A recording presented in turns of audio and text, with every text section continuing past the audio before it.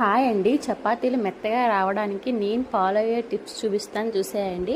గోధుమ పిండి తీసుకొని రుచికి పడిన సాల్ట్ వేసుకొని, తర్వాత నెయ్యి పాలు వేసుకొని కొంచెం కొంచెంగా కలుపుకోవాలి. తర్వాత వాటర్ కొంచెం కొంచెం యాడ్ చేసుకొని మెత్తగా పిండిలా కలుపుకోండి. ఫస్ట్ వేళ్ళతో కలిపండి. లాస్ట్ పిండి మొత్తం కలిసినాక ఇలా చెయ్యి మొత్తం యూజ్ చేసి ముద్దగా కలుపుకొని లాస్ట్కి ఆయిల్ పెట్టి మూత పెట్టి పక్కన పెట్టుకోండి. హాఫ్ అన్ అవర్ నాననివ్వండి. ఆయిల్ అనేది పూర్తిగా ఆప్షనల్.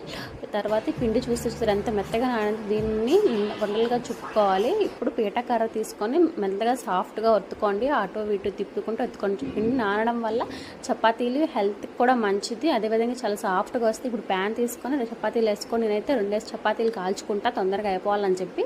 ఇంకా ఆయిల్ అయితే పూర్తిగా ఇంకా చపాతీలను అయితే 10 సెకండ్స్ కన్నా ఎక్కువ వైపు ఉంచకుండా వెనక్కి ముందుకు తిప్పుతూ కాల్చుకోండి. నేనైతే 2 వేసుకున్నా కాబట్టి 2 చపాతీలను కూడా వెనక్కి ముందుకు తిప్పుకొని 10 సెకండ్స్ కన్నా ఎక్కువసేపు ఉంచుకోండి. ఇలా కాల్చుకోండి. వీడియో నచ్చితే లైక్ చేసి మన ఛానల్ని సబ్స్క్రైబ్ చేసుకోండి. Bye bye.